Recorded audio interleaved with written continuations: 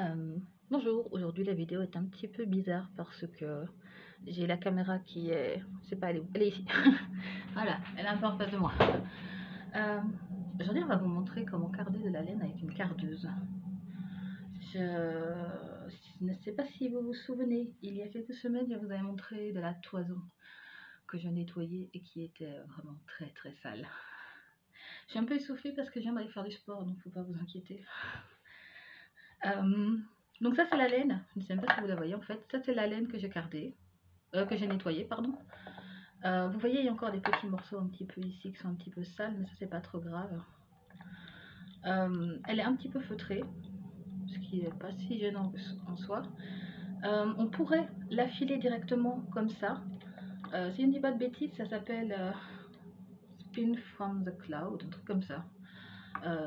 Filer directement du cloud, du nuage. Parce que je sais pas, je pense que c'est parce qu'elle fait un nuage, mais c'est pas important. Moi, ce que je fais quand j'en suis à ce stade-là, on va avancer un peu parce que j'ai tendance à beaucoup parler pour rien dire. Ce que je fais, c'est que j'écharpille. C'est pas un mot technique. Vous voyez les petites pointes ici qui sont encore un petit peu sales. Vous pouvez tirer dessus et souvent alors, ça s'enlève tout seul. Hop là, vous pouvez enlever. Hein. Vous ouvrez un petit peu, ou beaucoup. En fait, au plus vous allez ouvrir la fibre, au plus ça va être facile de la carder après. Je suis un peu inquiet pour ces petits bouts-là, mais je vais les enlever. Alors, j'ai une fibre ici qui est très cassante déjà de base, hein, donc c'est facile d'enlever les morceaux. Voilà. Bon, je vais faire ça sur plusieurs trucs. Je vais parler un petit peu moins avec un peu de chance. Ah, regardez, par exemple, je sais pas si vous voyez la caméra. En fait, j'ai pas de retour caméra. Hein. Donc, si c'est flou, je suis désolée, je vois rien de ce que je fais. Enfin, si je vois tout ce que je fais, mais je ne vois pas la caméra plutôt. Ici, vous voyez, il y a des petits morceaux de végétaux. Oh, j'ai des ongles déjà, non, je viens de commencer. Vous aurez jamais les doigts propres, les ongles propres en travers la laine, ça je vous préviens. Qu'est-ce que je disais? Ici, il y a des petits restes de végétaux, là, vous voyez? Tout ce que je vois, c'est mes ongles sales, je suis désolée. Ça, je les enlève. Les pointes, je l'enlève. J'ai envie de me nettoyer les ongles. J'aime pas avoir les ongles sales. Mais je vais faire ça toute la vidéo si je commence. Voilà. Vous voyez, on voit encore un peu l'ondulation naturelle de la fibre ici. C'est trop mignon. J'enlève un peu, je fais ici, j'enlève un peu le bout des fils, je peux mettre par là. J'ouvre. Il est encore un peu collant parce qu'il y a encore un petit peu de soin dessus, mais je trouve pas ça gênant personnellement. Alors, une fois que tout est ouvert, je dirais, aéré, dirons-nous, vous le posez ici. Il ne faut pas mettre trop de fibres en une fois parce que sinon la cardeuse elle a du mal. Vous voyez pas toute la cardeuse parce qu'elle est un peu grande et que je sais pas, je suis maximum de hauteur là en fait sur mon trépied. Hein, donc je ne sais pas vous montrer plus que ça. Je vais tourner la manivelle, ça va faire un bruit horrible, je vous préviens. La manivelle fait tourner un grand rouleau qui lui-même fait tourner le plus petit rouleau que vous voyez ici. Le plus petit rouleau tourne beaucoup moins vite que le grand rouleau. Du coup, le petit rouleau va attraper les fibres, il va les faire aller tout doucement, alors que la grande roue va vraiment tirer dessus beaucoup plus vite et donc va les peigner. J'avais prévenu hein, pour le bruit.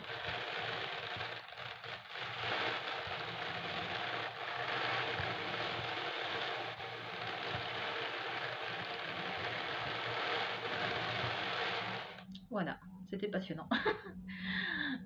Non, c'était pas passionnant. Donc je vais faire ça pour toutes mes fibres. Et après, je vous montrerai, peut-être pas toutes mes fibres parce que j'ai quand même beaucoup de fibres, mais un maximum de fibres, en tout cas en pas trop longtemps. Je vais rusher un petit peu pour avoir de quoi vous montrer. Ou alors peut-être simplement, je couperai la vidéo et j'en ferai une autre avec la suite, c'est possible aussi. Vous voyez ces petits bouts comme ça, de laine très feutrée. Vous pouvez les ouvrir, hein, vous pouvez tirer dessus. La fibre elle a pas mal hein, en soi, elle est déjà morte, donc enfin morte c'est peut-être pas le bon mot, mais elle aura pas mal. Le pire qui pourrait arriver vraiment à votre fibre, ce serait de feutrer, mais comme ici elle est déjà feutrée et qu'on l'ouvre, on la défeutre si vous voulez. Et la cardeuse va permettre justement de séparer les fibres. Elle va séparer les fibres, elle va les pré-brosser si vous voulez, et après ça nous fera une nappe, ce qu'on appelle une batte en anglais.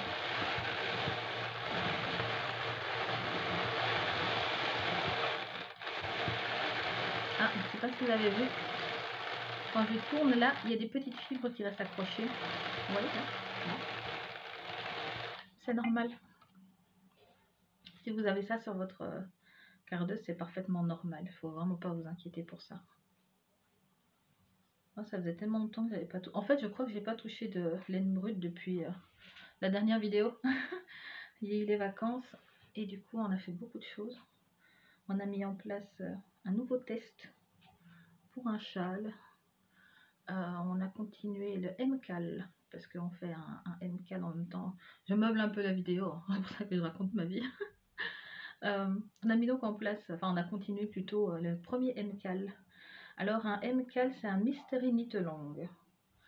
Ça veut dire que moi je vais créer un patron. Vous ne saurez pas normalement à quoi ressemble le patron, même si les copines sur Discord ont quand même vu pas mal de trucs. Quand on est en privé, en général, on voit beaucoup de choses passer niveau tricot. Mais donc le concept, c'est que vous ne savez pas à quoi ressemble le patron. Moi, je vous donne ce que j'appelle des indices, c'est-à-dire des fragments de patron. Et vous découvrez le patron en même temps que vous le tricotez, en fait. Et c'est assez sympathique. Par exemple, ici, on fait un cardigan unisexe. Il va pour les deux genres, je devrais dire unigenre peut-être d'ailleurs maintenant qu'on en parle. Un cardigan donc unisexe qui va aussi bien pour les hommes que pour les femmes. Qu'est-ce que je peux vous en dire sans trop spoiler? Il y a des torsades sur celui-ci, un petit peu de torsades. Il n'y a que 2 torsades, mais qui sont reprises assez souvent sur le cardigan. C'est un cardigan raglan. C'est les formes, hein, la forme des emmanchures qui est raglan. Moi, je compte mettre une capuche dessus, mais c'est pas obligé. Attendez, je vais faire du bruit. Ah oui, quand vous avez beaucoup de laine ici, parce qu'ici on a mis un peu beaucoup pour essayer d'aller plus vite, vous pouvez tenir la laine pour la freiner. Parce que si vous mettez trop de laine en une fois dans la machine, elle va bloquer un peu, elle va avoir du mal.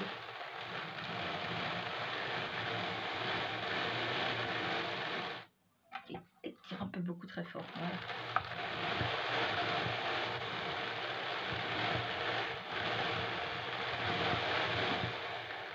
Voilà. Et vous voyez, il y a plein de fibres aussi qui restent. Je me suis piqué le doigt. Ce que je disais donc, pour ce cardigan-ci, en MCAL, j'essaye de séparer, voilà.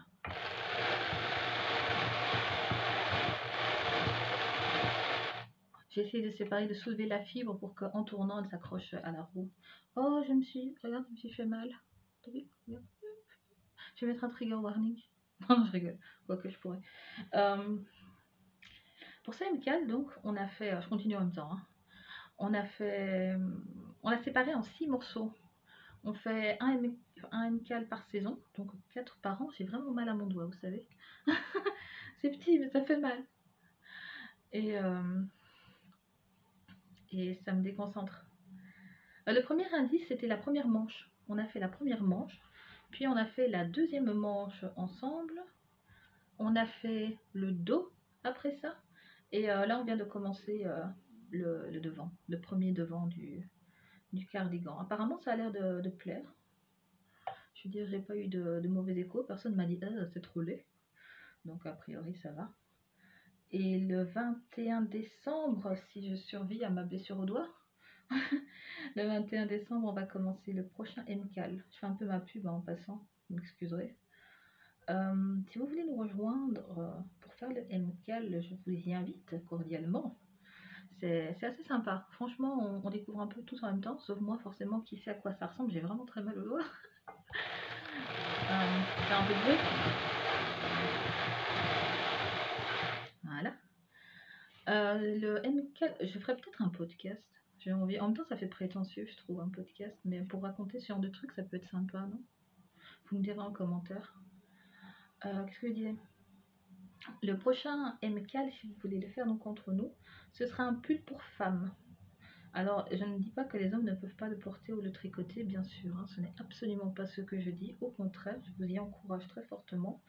Mais la forme, je vais dire, du design est quand même très féminisant. Il y aura des torsades. Les torsades seront un peu plus compliquées que d'habitude, parce que la taille des torsades varie. C'est-à-dire qu'elle devient parfois plus épaisse et parfois plus fine. Donc si c'est les premières torsades que vous faites, je vais pas dire que je ne vous le conseille pas, mais il faut que vous soyez au courant que vous allez devoir beaucoup vous concentrer, on va dire. Donc ce sera un pull pour femmes, ou en tout cas féminisant. Il y aura une encolure en rond, parce que j'aime beaucoup ça. Hop, on lève des petits bouts. Et il sera tricoté de haut en bas sans couture. Donc ce sera tout en une pièce. Il y aura moins d'indices cette fois-ci, il n'y aura que 3 indices. Parce que ça ne fait pas sens en fait de le séparer en 6 comme celui d'avant.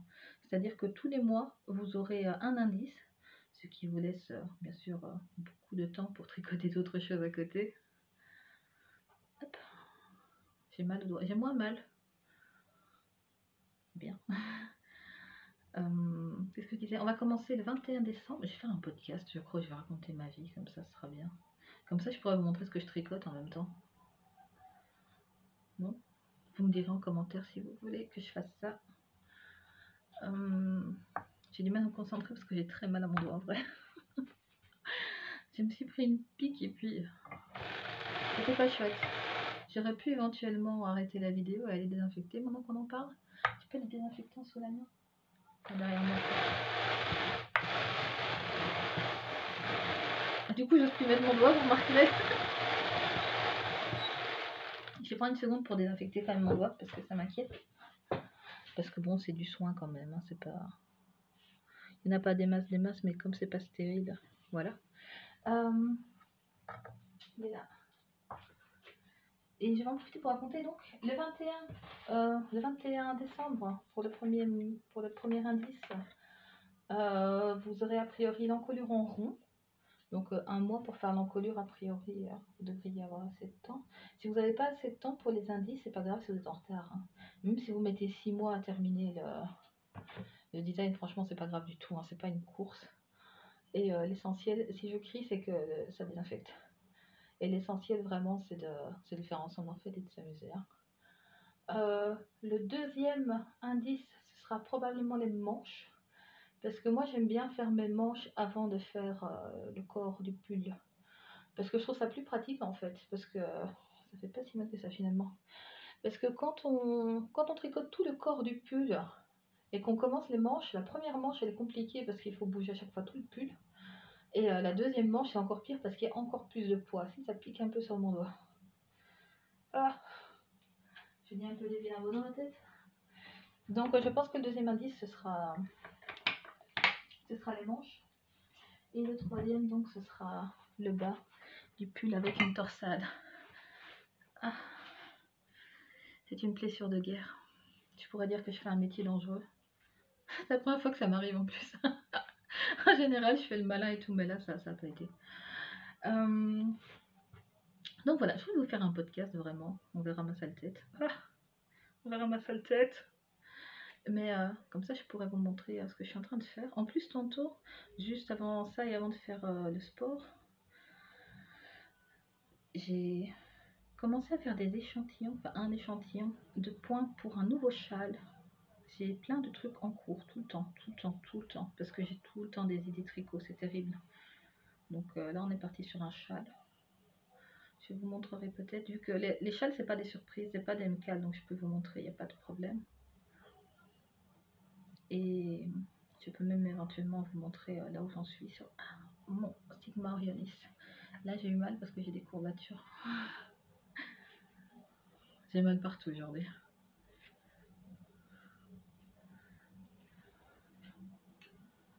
Alors, viens ici toi, petite fibre végétale. On ouvre un peu tout ça, on enlève ce qu'on ne veut pas. Ouais, c'est à peu près. Hein.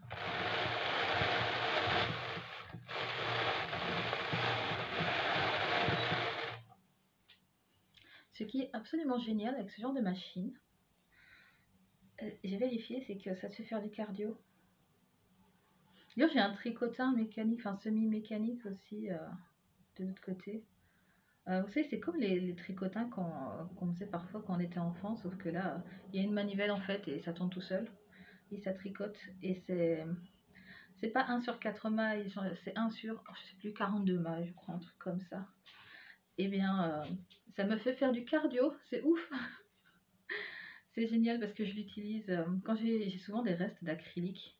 Parce que j'aime bien travailler avec de l'acrylique, ça coûte pas cher, ça bouge pas. Et pour faire des échantillons ou des trucs relativement vite fait et pas trop cher, c'est nickel, hein, on va pas se mentir. Des prototypes ou des trucs comme ça, c'est génial, hein. Et donc, j'ai souvent des restes d'acrylique. Et du coup, je peux les passer dedans, dans le tricotin mécanique. Et ça me fait des grands grands tubes. Et je fais une couverture pour ma fille avec. Parce que du coup, c'est doublé. C'est très très chaud, mine de rien. Et ça va relativement vite à faire. Je fais une bande, donc un long tube par jour, peut-être même 2. Après, je le raccorde au reste au crochet. En fait, je raccorde tous les tubes ensemble. Ça lui fait une grosse couverture. Là, sa couverture, elle fait dire 1 kg. C'est pour vous dire 1 kg de reste. Et, euh, et elle m'a dit, j'aimerais bien qu'elle soit un peu plus large et puis un peu plus haute. Parce qu'elle veut pouvoir couvrir sa tête avec. Parce que le matin, elle aime bien se couvrir vraiment jusqu'en haut. Pour pas avoir le soleil, pour pas être réveillée. Du coup, il va me falloir des restes. Je vais faire du tricotin. Et c'est chouette parce que ça me fait faire du cardio. Ce qui veut dire que techniquement, je peux, je sais pas si on peut appeler ça tricoter, mais en tout cas, je peux carder la laine, je peux travailler la laine, je peux filer au rouet et tout, et techniquement, je peux dire que je fais du sport. Je sais pas si vous vous rendez compte à quel point c'est génial.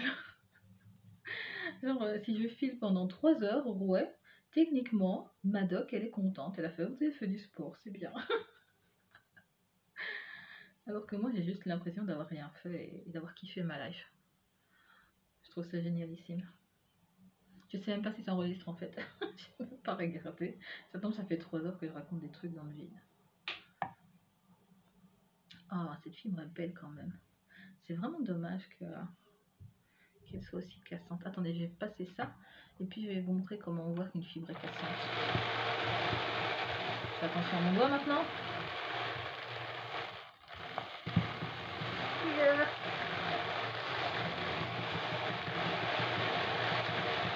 Trop fort, vous avez vu ça? Vas-y la petite fille. C'était mignonne. Quand vous avez de la toison brute, ou pas brute hein, d'ailleurs, ça marche aussi. Vous prenez des fibres, j'en ai pris beaucoup pour que vous voyez. Vous prenez des fibres, j'espère que vous voyez, parce que je ne sais pas où ça en est niveau focus. Attends, ma caméra est là, donc je vais montrer comme ça. Prenez des fibres, vous tirez. Vous avez vu, ça fait craquer directement, la fibre est cassante. S'il y a une résistance, c'est que... Bon, après, si vous tirez comme un saut, forcément, ça va casser dans tous les cas, on est d'accord. Hein. Mais la facilité, je veux dire, avec laquelle la fibre casse est révélatrice de la qualité de la fibre, tout simplement. Ici, ça vient de moutons qui étaient là plutôt pour l'exposition. C'est une petite ferme. Mais les moutons n'étaient pas exploités pour leur laine, c'est ça que je veux dire. C'était un peu des moutons d'agrément, si vous voulez. Et ça faisait un peu genre ferme pédagogique, si vous connaissez. Et du coup, soit le mouton est resté trop longtemps au soleil, ce qui a abîmé son poil, tout comme, comme le soleil abîme nos cheveux. Ce qui ne serait pas une mauvaise chose en soi, parce que ça veut dire que ce sera un mouton qui a grandi à l'air libre, ça c'est cool. Soit le mouton a peut-être manqué d'eau, ça ce serait pas cool du tout. Soit peut-être que c'était une brebis, peut-être que ça vient d'une brebis qui a eu des petits.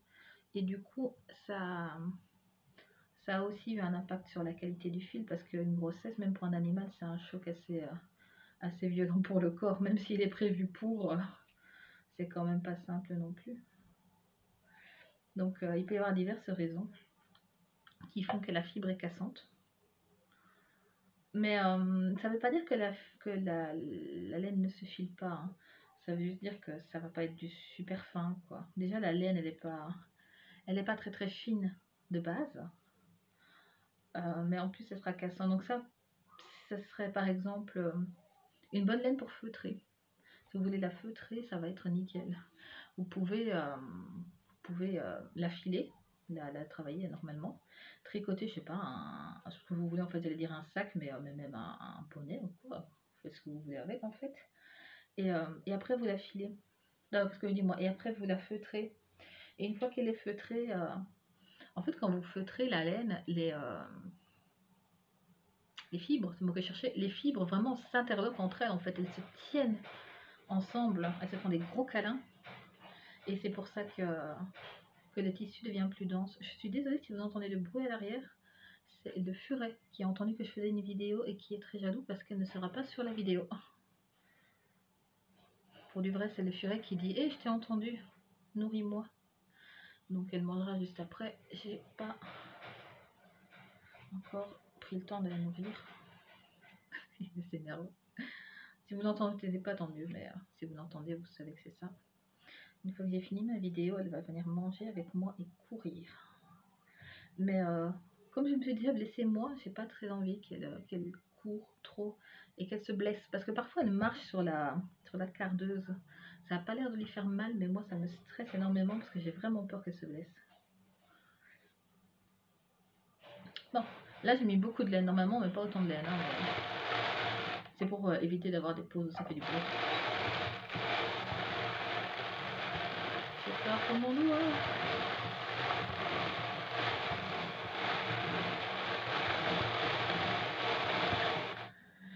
On commence bien. Bon, je ferai la suite à part pour vous montrer. Ça, c'est l'outil qui va avec la cardeuse. Hein. C'est juste un pic et un manche. Et là, vous voyez, il y a une espèce de rainure. Je ne sais pas comment vous appelez ça en France ou dans d'autres pays. Mais on appelle ça une rainure. Vous passez la pointe en dessous, enfin dedans pour passer en dessous des fibres. Et puis vous levez tout simplement. C'est facile.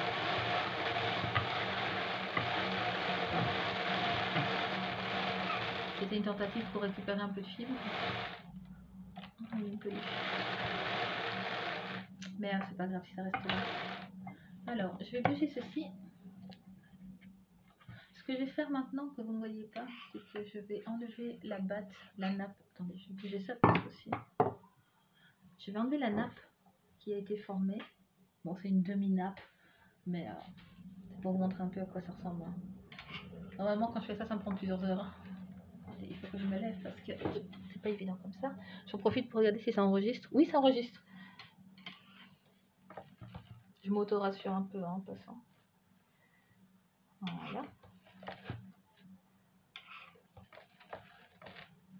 Oh, j'adore le bruit que ça fait la laine quand les fibres se séparent.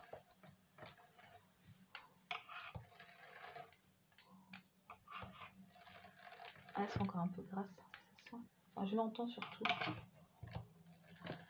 Oui, le gras, le soin, ça a un son particulier. Ça a l'air bizarre dit comme ça, mais sûr qu'à n'importe quelle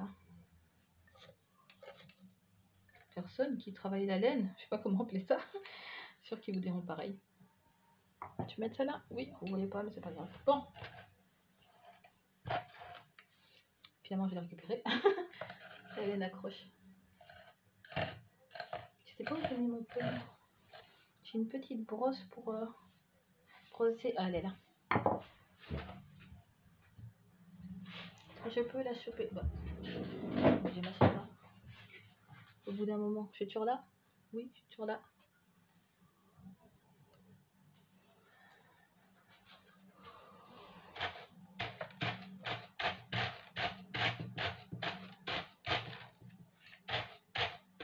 Ah oh. Je me suis encore piqué. C'est toi qui m'as piqué, vilaine là.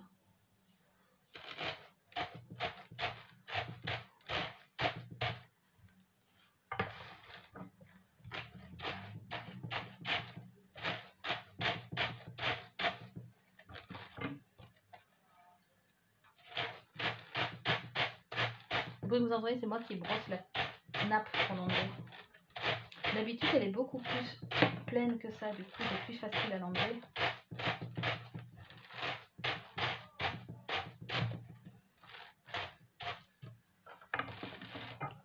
Voilà. Alors, est-ce que je peux vous montrer à la caméra? Ouais.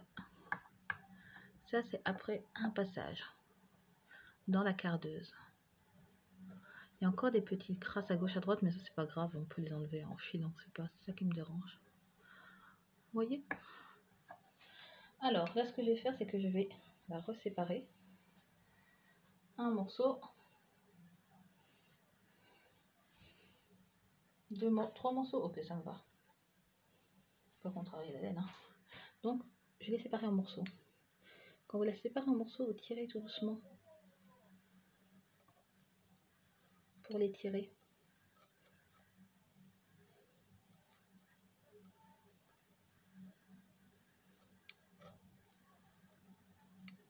Vous voyez, ça aère un peu les fibres.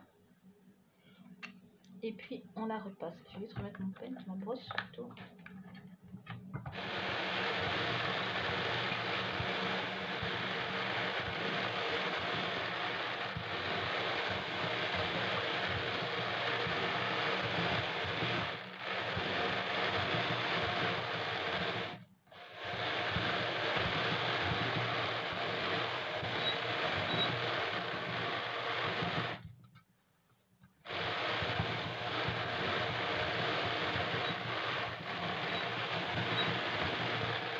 Voilà.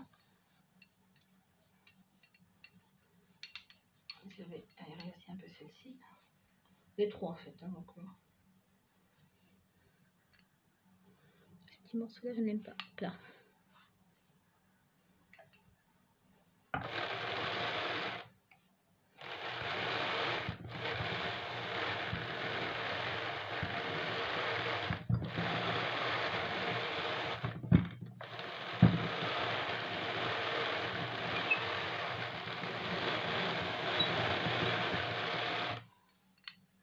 Ça m'a foutu des brindilles et des trucs partout.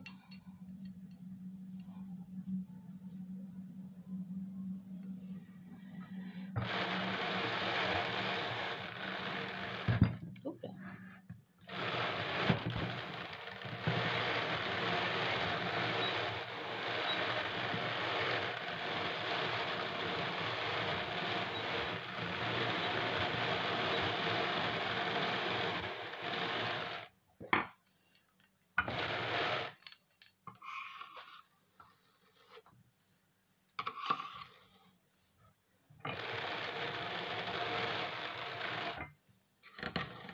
Je vais soulever les fibres. Je les accroche.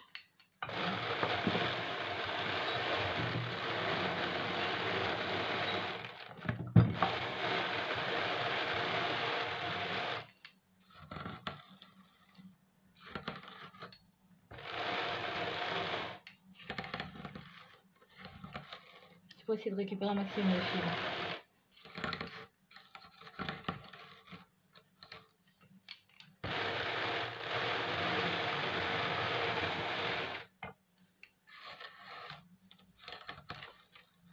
En général, je fais ça de toute fin. Ou quand le petit rouleau est trop chargé et qu'il ne brosse plus. Mon voisin il doit se demander ce que je fais, je vous promets.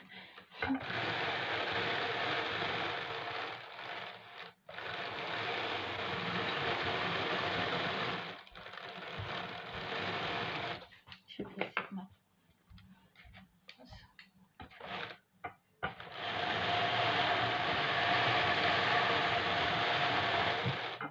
voilà, c'est pour casser un peu la laine. Est-ce que je peux déplacer ça? Oui. Je me pose un peu parce que j'ai mal au dos. Je soulève ça. Est-ce que vous voyez? Vous ne voyez rien du tout, bien sûr. Je ne sais pas vous montrer plus que ça me fait embêtant.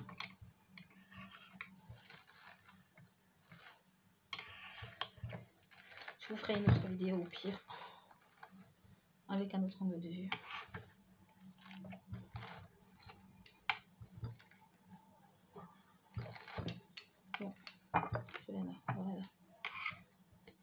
éviter de séparer les fibres.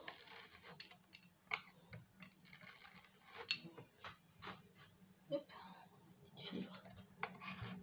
C'est chaud. Mais c'est fort, hein, mine de rien. Voilà.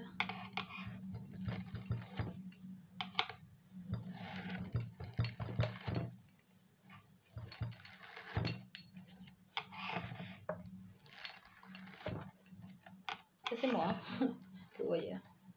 Voilà. Ouh, on en a fait du sport aujourd'hui. J'ai mal à des muscles dont je ne connais même pas le nom. Ça veut tout dire, je crois.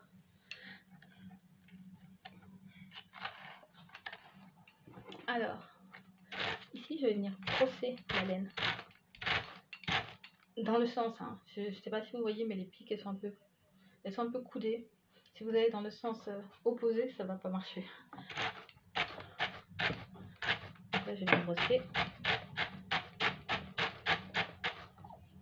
J'ai envie d'enlever ce petit morceau, excusez-moi.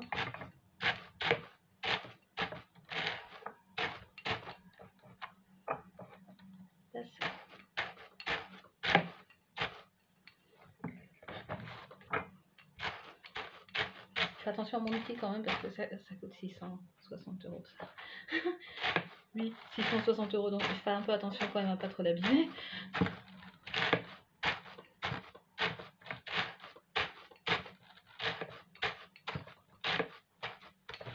Alors vous voyez, vous voyez peut-être ici, il reste des petits morceaux de fibres, mais c'est pas grave. Parce que j'ai encore beaucoup de fibres à filer de toute façon. À carder, pardon. Enfin, à filer aussi, vous me direz. Les deux. Si je la carde, c'est pour la filer. Voilà, on est arrivé au bout. J'ai très chaud. Et donc, ça... Attends, je vais rebouger le truc, sinon vous voyez rien. Soyons un peu subtil. Et donc, ça, ce petit nuage-là, c'est ce que ça donne après 2 passages. Alors, je peux passer autant de fois que je veux hein, pour essayer de la lisser, d'enlever les petites aspérités et tout. Je peux la passer 6 fois, 12 fois. Je peux mélanger les couleurs avec, c'est-à-dire que je peux mettre des fibres de différentes couleurs pour les mélanger. Ça marche assez bien, je dois dire. Et quand elle sort, donc, en batte, une nappe. Vous voyez, c'est un autre truc. Enfin, celle-ci n'est pas trop grande parce qu'elle n'est pas trop pleine encore la machine. Mais quand elle sort en nappe comme ça, je peux directement la filer au rouet en fait. Ou au fuseau. Ou en faire autre chose d'ailleurs. Je peux la teindre aussi assez facilement. Ou alors je peux carder la laine, la teindre et puis la recarder pour mélanger les couleurs pour la filer autrement. Enfin, on peut combiner ça un peu comme on veut. Je vous ferai une autre vidéo avec un autre point de vue. Comme ça, vous verrez un peu mieux ce qui se passe du côté de la grande roue. J'ai l'impression d'être à la foire. Du côté de la grande roue, du grand tambour de la machine, parce que là, vous avez surtout vu le petit. Mais comme ça vous donne déjà une idée de comment ça marche. Là, j'ai pas cardé beaucoup de laine. Certains jours, je carde un demi-kilo de laine. Et ça me prend littéralement des heures. Donc voilà, je vais reprendre mon souffle. Possiblement aller prendre une douche. Parce que faire ça juste après le sport, c'était pas une bonne idée. J'ai beaucoup transpiré. En même temps, ça m'aurait fait transpirer aussi. Donc, autant transpirer une fois pour toutes. Je vais aller chercher mon furet qui a envie de faire des câlins, de jouer, de manger. Et je vais réfléchir à éventuellement vous faire un podcast ou un truc comme ça. Je sais pas si vraiment ça vous intéresserait de voir ce que je tricote ou ce que je mets en place. Parce que je sais que sur Discord on en parle pas mal. Sur mon Instagram personnel, je communique aussi beaucoup, mais sur l'Instagram de la boutique, pas trop. Je sais jamais trop quoi dire en fait dessus, donc à part montrer les concours, les patrons qui sortent, des trucs comme ça, je sais jamais trop quoi raconter. Donc dites-moi si ça vous intéresserait de m'écouter blablater et de voir passer ce que je tricote. Ou si vous préférez juste que je fasse des vidéos comme ça une fois de temps en temps, ce qui est très bien aussi. Les deux me conviennent. Donc voilà, je vais faire tout ça. Je vais continuer à carder ma laine. Je crois que je vais encore avoir, je dirais 3 fois autant, peut-être 3 fois et demi. Cette laine qui est cardée et que vous reverrez donc en vidéo. Je vais la filer brute, sans la teindre, comme ça, euh, pour garder le côté blanc. Et je vais l'utiliser pour retordre le fil arc-en-ciel que vous avez déjà vu en vidéo sur les vidéos Spin With Me. Du coup, il est fort probable que vous ayez une autre vidéo ASMR Spin With Me demain ou après-demain. Et j'en ferai peut-être aussi une quand je vais retordre le fil. Donc, on verra comment ça se met. Mais dans tous les cas, je vous remercie de m'avoir écouté pendant aussi longtemps. Je sais pas combien de temps ça dure, 35 minutes, 36, allez. Je vous remercie beaucoup parce que je sais que je parle beaucoup et de plein de trucs différents. Donc ça peut être fatigant, je le conçois. Mais je vous remercie, puis je vous dis à la prochaine du coup.